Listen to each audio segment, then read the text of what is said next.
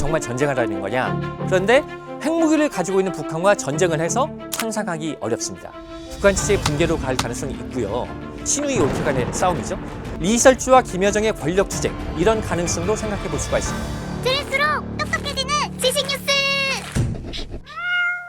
2024년 새해가 밝아오면서 북한의 대남 공세가 예사롭지 않습니다. 지난해 말에 북한이 2023년 한 해를 결산하는 노동당 전원회의라는 걸 열었는데요. 거기서 김정은이 뭐라고 했냐면 남북 관계는 적대적인 교전국 관계, 즉 전쟁 중에 있는 상태라고 얘기를 했습니다. 그리고 무력 통일을 준비하라 이런 얘기도 했고요. 또 특이한 점은 진보든 보수든 다르지 않다. 즉 자유민주주의 체제와 흡수 통일을 지향하는 데 있어서는 진보든 보수든 똑같다. 이런 얘기를 했습니다. 안녕하세요. 스프 컨트리뷰터 SBS 안정식 북한 전문 기자입니다. 그리고 1월 15일 최고인민회의 시정연설에서 뭐라고 했냐? 대한민국은 주적이다 라는 거를 헌법에 명기해야 된다라고 얘기를 했고요. 전쟁 시에 대한민국을 점령해서 북한 영역에 편입해야 된다. 이런 상당히 공격적인 언급도 했습니다. 대한민국을 철두철미 제1의 적대국으로 불변의 주적으로 확고히 간주하도록 교육 교양 사업을 강화한다는 것을 해당 조문에 명기하는 것이 옳다고 생각합니다. 그리고 실제로 남북관계 단절 조치에 나서기 시작했어요. 경의선과 동해선에 남북 연결도로에 지뢰를 설치하고 있고요. 백령도 연평도 부근에서 연일 포사격 훈련을 하기도 했습니다. 그리고 비무장지대 초소, GP라고 그러죠. 이게 이제 남북 신뢰 조성 차원에서 몇 군데를 파괴를 했었는데 여기를 콘크리트로 다시 복원을 하고 있습니다. 그런데 여기서 우리가 좀 주의 깊게 봐야 될 부분은 경의선과 동해선 도로에 지뢰를 설치하고 있다는 거예요. 지금 남북 상황 보시면 다 아시다시피 남북이 휴전선으로 가로막혀 있죠. 철조망과 지뢰로 깔려서 남북이 왔다 갔다 할 수 없게 돼 있습니다. 그런데 우리가 남북 화해와 교류가 좀 진전이 되면서 경의선과 동해선에 도로와 철로를 뚫어서 우리가 사람이 왔다 갔다 하고 물자가 왔다 갔다 하게 했었잖아요. 근데 그 부분에 지뢰를 설치한다는 거는 앞으로도 남한의 정권이 바뀌어도 더 이상 남북 교류는 하지 않겠다는 겁니다. 지금 윤석열 정부가 보수 강경 정부이기 때문에 남북 대화를 안 하겠다 이런 차원을 넘어서 남한에서 야당이 정권을 잡아도 더 이상 남북 관계는 없다. 이런 메시지를 보이고 있는 겁니다. 즉 앞서 진보든 보수든 다르지 않다. 이 맥락에서 지금 북한의 조치가 진행이 되고 있습니다. 북한이 여러 가지 대남 기구들 정리하고 있는데요. 통일전선부 들어보셨을 거예요. 노동당 내에서 대남 관계를 전담하는 부서였는데 이 통일전선부가 외무성에 편입될 것 같은 양상입니다. 최선희 외무상 주재로 대남기구 폐지 협의회라는 게 열렸는데 리성권 통일전선부장이 그 멤버 중에 하나로 참석을 했어요. 이 얘기는 통일전선부가 외무성 산하로 축소 통합될 가능성이 있다는 얘기입니다. 그리고 북쪽의 민화협의라든가 6.15 북축이 같은 대남기구들 정리를 하고요. 조평통, 조국평화통일위원회, 통일부의 대화 상대였는데 폐지하기로 했습니다. 우리 공화국의 민족 역사에서 통일, 화해, 동족이라는 개념 자체를 완전히 제거해 버려야 합니다. 그리고 또 평양방송을 중단하기로 했는데 이 평양방송이라는 게 뭐냐? 북한이 남한을 대상으로 내보내는 라디오 방송입니다. 근데 이 부분도 우리가 좀 주의 깊게 볼 필요가 있어요. 왜냐? 평양방송이라는 게 소위 남한의 친북 세력들 대상으로 북한의 입장을 선전선동하는 라디오 방송을 했고 또 간첩들 대상으로 난수 방송을 했던 거예요. 그러니까 난수 방송이 뭐냐? 이제 북한 아나운서가 숫자를 몇 개 부르면 간첩들이 열심히 받아 적어서 그걸 가지고 해독을 해서 지령을 수령하는 거였거든요. 지금부터 27호 탐사대원들을 위한 문서교육계약 수학학습 과제를 알려드리겠습니다. 459페이지 35번, 913페이지 55번. 남한의 친북 세력 대상으로 북한의 입장을 선전선동하고 간첩들한테 지령 내려보내는 평양방송을 중단시켜버렸다는 건 남한과 대화를 안 하겠다 이런 차원을 떠나서 공작도 안 하겠다. 그러니까 남북관계와 관련된 거는 아무것도 하지 마. 이런 메시지를 지금 내보내고 있는 겁니다. 즉 김정은이 남북관계는 교전국 관계, 적대적인 관계라고 했기 때문에 남한과는 모든 걸 끊겠다. 이런 입장을 보이고 있는 겁니다. 그럼 북한 김정은은 정말로 본격적인 전쟁을 준비한다고 봐야 되는 건가요? 제 주변에서도 그런 질문하는 분들 많이 계십니다. 북한이 정말 전쟁하라는 거냐? 여기에 대해서는 일단은 우리가 군사적으로 철저히 대비를 해야 된다라는 걸 전제로 말씀을 드리도록 하겠습니다. 자, 근데 김정은이 정말 전쟁을 하려면 겉으로 전쟁을 한다고 떠버릴까요? 이 전쟁을 한다고 계속 떠버리면 우리도 좀 더 긴장하고 준비할 수밖에 없잖아요. 근데 상대가 철저히 준비한 상태에서 전쟁을 시작을 한다. 뭔가 앞뒤가 좀 안 맞죠. 그렇기 때문에 김정은의 전쟁한다는 워딩 우리가 좀 곱씹어서 다시 생각해 볼 필요가 있고요. 1월 15일 최고인민회의 연설에서 김정은이 뭐라고 했냐면 적들이 건드리지 않으면 일방적으로 전쟁하지는 않을 것이다 라고 얘기를 했습니다. 즉 김정은도 전쟁이 일어나면 북한도 끝이라는 걸 알기 때문에 먼저 전쟁을 시작할 생각은 없는 것 같습니다. 그렇다면 북한이 왜 이렇게 긴장을 고조시키느냐라는 것인데 일단 생각해 볼 수 있는 게 남한의 4월 총선이 있잖아요. 남한 총선에 영향을 미치려는 것이냐 이런 생각을 해볼 수가 있겠죠. 즉 남북 간의 긴장이 고조가 되면은 윤석열 정부의 보수 강경책 때문에 남북 간의 긴장이 고조됐다 이런 여론이 일어나면서 총선에 영향을 미칠 수도 있지 않느냐 이런 추론이 가능합니다. 하지만 북한 변수가 남한 선거에 영향을 미칠 수 있느냐라는 부분에 대해서 그동안 정치학 쪽에서 상당히 많은 연구가 이루어졌는데 북한과 남한 선거의 관계는 별로 없다라는 게 거의 증명이 끝났어요. 그러니까 북한이 아무리 위협한다고 해도 우리 유권자들이 북한 위협 때문에 투표장에 가서 지지정당을 바꾸지는 않았다는 겁니다. 앞으로도 그럴 것 같고. 근데 북한도 이런 상황을 알고 있을 거예요. 그렇다면 남쪽을 대상으로 총선에 영향을 미치는 의도가 아니라면 왜 긴장을 고조시키려는 거냐 역시 의문이 남는데 가장 큰 이유는 이 대내적인 이유가 크다고 봅니다. 지금 북한 정권의 가장 큰 골칫덩어리는 뭐냐? 젊은 세대들이 한류에 빠져서 한국 드라마 보고 한국 노래 부르고 한국 말투 따라하고 이게 가장 큰 골칫덩어리예요.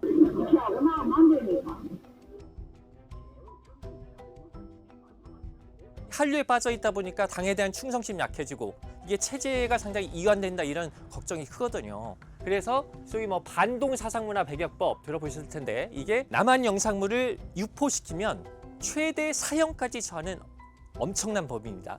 이런 것들을 만들어서 한류 차단에 지금 힘을 쏟고 있는데 단속과 규제로는 한계가 있거든요. 그러니까 아예 남한을 완전한 적대국으로 만들어서 적대국의 문화를 소비하지 못하도록 즉 한류가 스며들 토대를 완전히 없애버리자라는 의도가 숨어있는 걸로 보여집니다. 외래문화의 유혹돼서 번결없이 돌아치다가 끝내는 자기 앞길을 망치고 말았습니다. 그렇다면 북한이 이렇게 남북을 완전히 분리시키려고 하는데 우리는 어떻게 해야 될까요? 지금 북한이 웃음 이렇게 나오니까 그래 우리도 북한 싫어 정말 따로따로 살자 이렇게 반응하는 분들이 많이 있죠. 심정적으로는 이해가 가는데 그렇게 반응하면 김정은의 의도에 정확히 말려 들어가는 겁니다. 김정은은 남북 주민들을 적대적으로 만들어서 북한 주민들이 더 이상 한국 드라마 못 보게 하는 게 목적이거든요. 그렇기 때문에 이럴 때일수록 우리가 남북이 같은 민족이다, 동족이라는 걸 강조를 해야 됩니다. 우리는 동족이고 북한 주민들이 어려우면 우리가 도와줄 수 있다. 이런 얘기를 지속적으로 발신을 해서 북한 주민들이 남한에 대해서 거부감을 갖지 않고 남한 문화를 계속 소비할 수 있도록 하는 게 굉장히 중요한 시점입니다. 집권 초기의 김정은과 지금의 김정은의 스탠스는 완전히 달라졌습니다.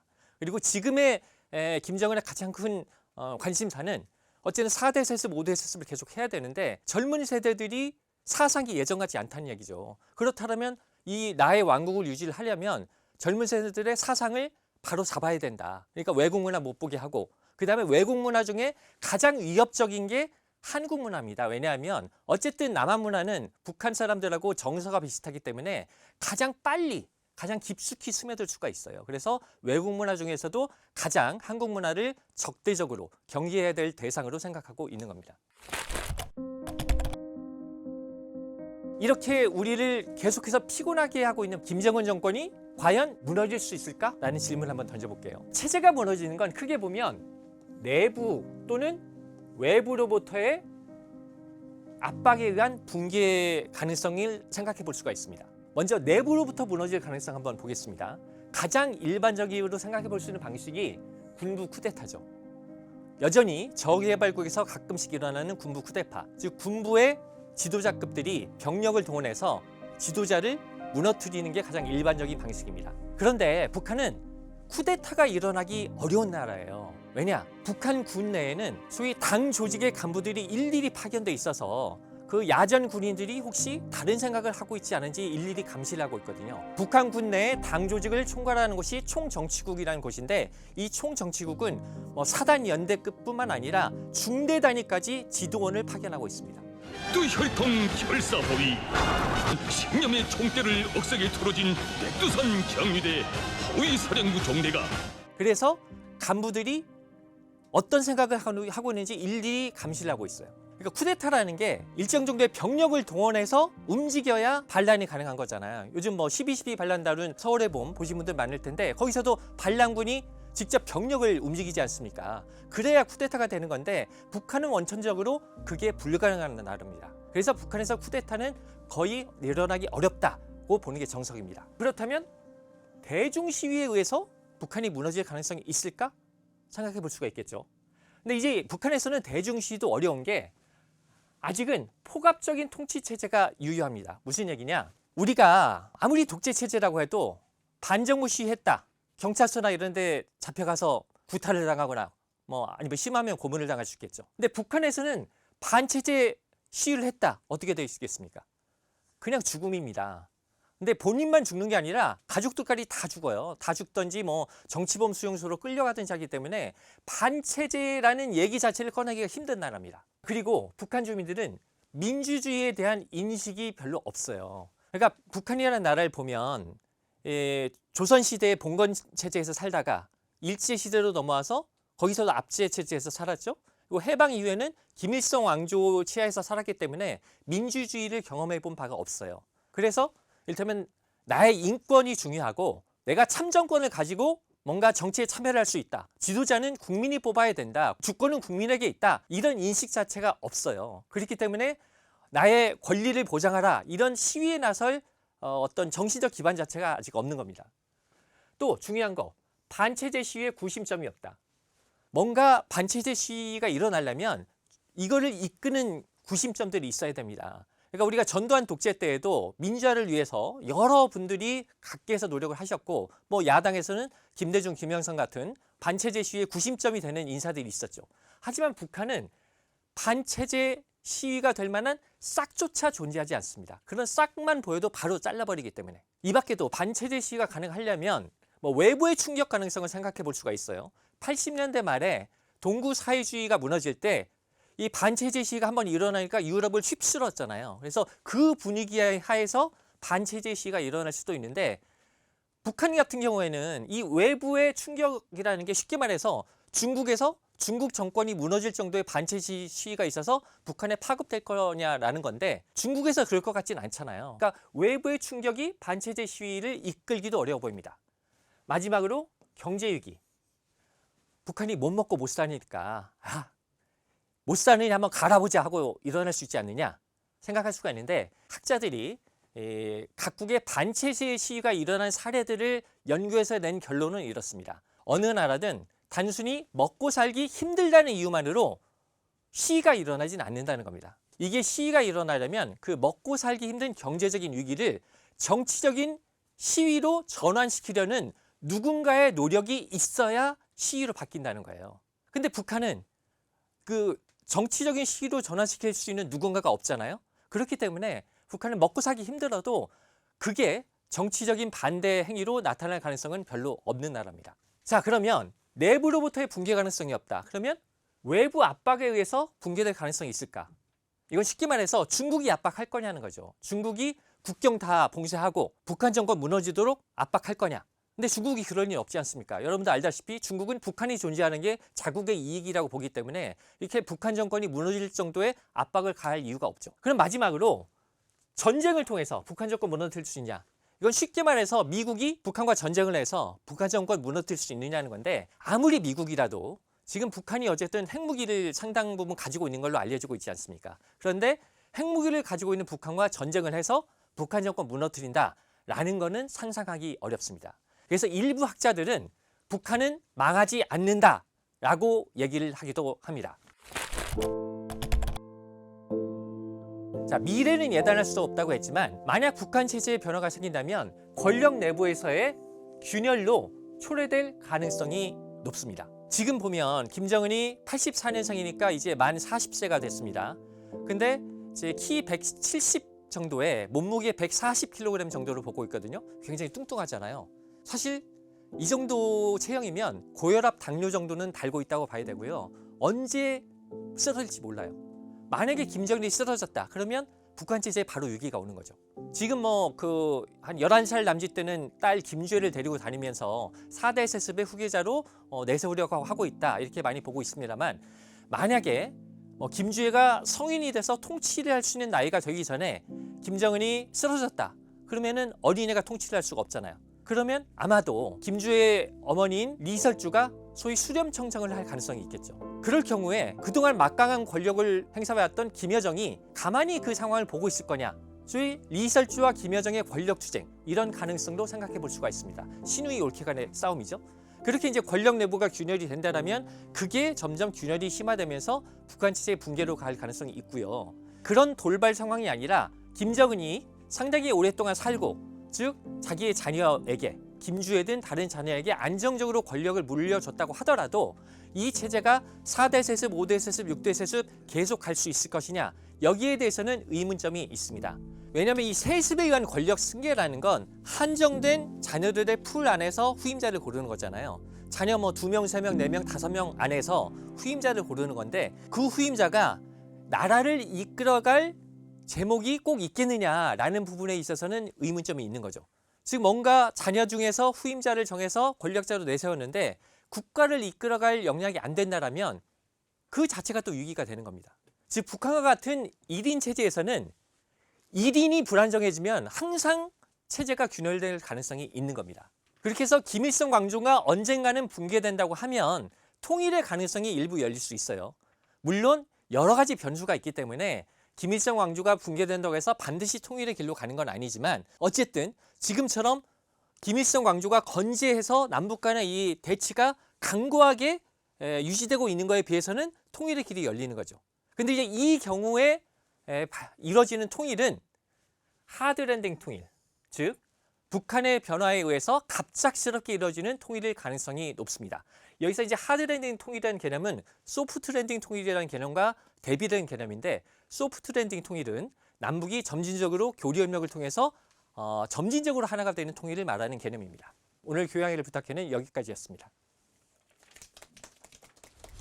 김정일이 죽었을 때도 한 번의 기회가 있었다고 생각이 드는데, 김일성에서 김정일로 넘어갈 때는 후계의 체제가 확실했었죠. 근데 김정일은 2008년에 뇌졸중으로 쓰러지기 전까지도 후계 체제에 대해서 논의하지 마 이랬었거든요. 남북 관계는 결국 돌고 돌아서 지금 제자리에 와 있습니다. 우리가 20, 30년 동안 지금 뭘 한 겁니까? 그 샤워를 하면서 근로자들이 뭘 느꼈을까요? 아, 이게 자본주의입니다. 소프트랜딩 통일이 바람직하다는 거 누구나 인정하죠. 하지만 지금 남북의 현실로 볼 때 가능하겠냐는 거죠. 저는 가능하지 않을 거라고 봅니다. 우리 집 양이는 밤마다 뛰어다녀요. 도대체 왜 이러는 걸까요? 추워. 예방주사 어디가 쌀까요? 당신의 궁금증, 지식비서 스프에서 해결하세요.